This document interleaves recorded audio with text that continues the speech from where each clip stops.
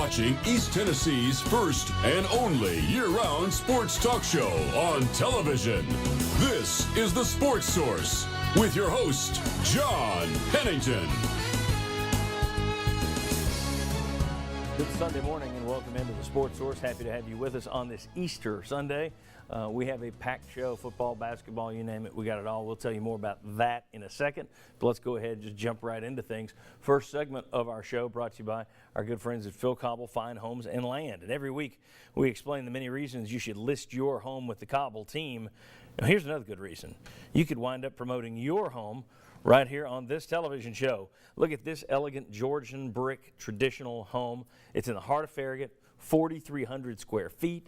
It's within a mile of all that Turkey Creek shopping mecca. It is perfect, 4 bedrooms, beautiful. Grigsby Chapel Road. Just another reason to list with Phil Cobble Fine Homes and Land. You could be the Sports Source Showcase home. Phil Cobble Fine Homes and Land. Here's what's coming up on today's show. I mentioned briefly. First up, Dave Hart. It's appropriate on Easter. Has he redeemed himself after the screw-up of the Donnie Tyndall hire? We'll talk about that. Is Rick Barnes the best hire in UT history? I think he can make a case for it resume-wise.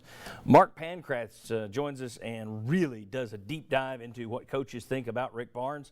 Also, we'll play a game with UT football. Is it an excuse? Is it a reality? Some of the things UT football is going to have looking forward to them in 2015. We'll talk about spring practice. We'll talk about Rick Barnes' staff. Donnie Tyndall's recruits. Interesting question. Considering his history with the NCAA, should Tennessee be fighting to keep the guys he brought in, or should they be letting them go? We'll discuss. Plus, what's Rick Barnes' future? That's right. We're going to make a real prediction there. And mark it down. 10 years from now, you can come back and say, told you were wrong. Joined right now by Bob Hodge to start our show. Bob Hodge, freelance contributor to Knoxville News Sentinel, longtime member of the Sports Source. Right there, Mike Strange, ditto. He, of course, is a regular columnist or irregular columnist, however you prefer to be known. Mike Strange of the Knoxville News Sentinel. And right there from Southern Golf Central Magazine and .com, we have Chuck Cavaleras. Chuck, thank you. Guys, last week Dave Hart was catching a lot of heat. Then he caught a proven coach. And Tennessee basketball went from a joke to stable in about 5 days, both due to Dave Hart, ironically. Did he fix things in the big picture?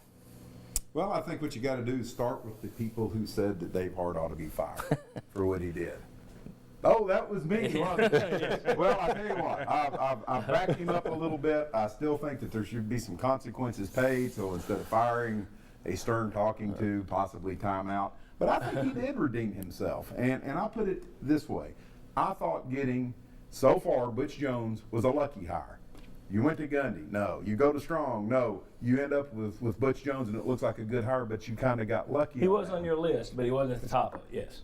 This also was a lucky hire, but I think it was a good kind of lucky because the minute you knew that Rick Barnes may be available, you jumped in there and started fighting for him. So to me, yeah, there was some luck involved, but you made your luck in this situation, and so yeah, I think it does redeem Dave Hart.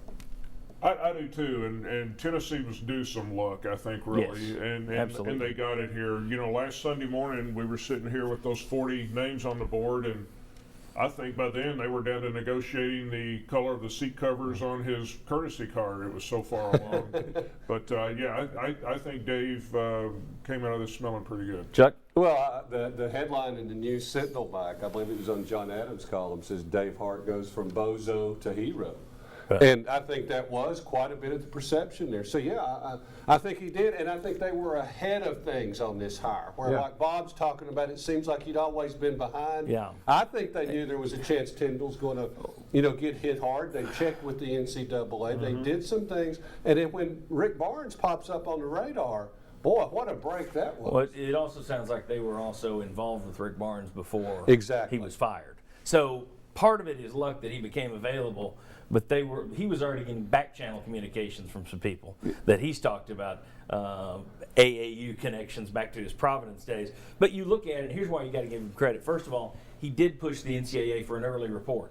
True. When does the NCAA, have you ever heard of the NCAA giving anybody an early report like that? I mean, he pushed the right buttons there. He wasn't afraid to immediately fire Tyndall, which who knows if it turns out that wasn't, that Tyndall comes off clean, who knows what that means lawsuit-wise. But he fired Tyndall. He stood up and took the blame. Then he picks his man in Barnes. He and the search firm contact him, have him ready, and they paid the money to get him. No one can say, well, Tennessee went cheap. You pay more than $2 million for a basketball coach, you're not going cheap. So I think he deserves credit on that. And, you know, the other thing, one of the reasons I don't think you jump on the fire the AD guy immediately after a bad deal is because in that job you're going to have mess-ups. You're hiring this many coaches. You're going to screw it up at times. The trick is, can you clean up your own mess? And I think he proved he could this time. And he did clean up his own mess, but I just go back to that the reason you didn't want to bring back Bruce Pearl to dig up that skeleton again is because NCAA problems. So you hire somebody who had NCAA problems. That to me was the nonsensical thing about it. And I did at that time think it was a firing offense. But you really, really did redeem yourself. And what Mike said, well, we're sitting here last week, they're already working on his contract. That's the impressive thing about it, is you didn't sit back and say, well, this guy's available, but let's make sure that we cover all of our bases and we go talk to 4 other guys just to be sure. No, you zeroed in on the one guy and you got him. And so, yeah, I think it's 180 degrees different than it was this time last year. Guys, I think he also showed he can learn from his mistakes. If you remember after the Charlie Strong loss, which in hindsight, that was good. That was a good thing. That was a blessing because I don't think there are people. Texas. Yeah, there are people at Texas who already say he's gruff to deal with. So that would not have flown here after Derek Dooley, I don't think. But in the Charlie Strong deal, he had said yes. Dave Hart lets him spend the night in Louisville. Dave Hart comes back to Knoxville. It's the old thing, and we said it at the time, that it's like the car dealer, never let him get off the lot. This time around, what does Dave Hart do? He gets Rick Barnes on a plane, brings him to Knoxville. With Mrs. Rick Barnes. And doesn't let him leave town until after that. I mean, he's doing the press conference. He's been here the Sunday, Monday, Tuesday. I think that showed that he learned from mistakes. And in terms of cleaning up messes, you know, Hart isn't the only one to do it. People wanted Mitch Barnhart's head on a stake at Kentucky when he hired Billy Gillispie that went up in smoke. And what did he do?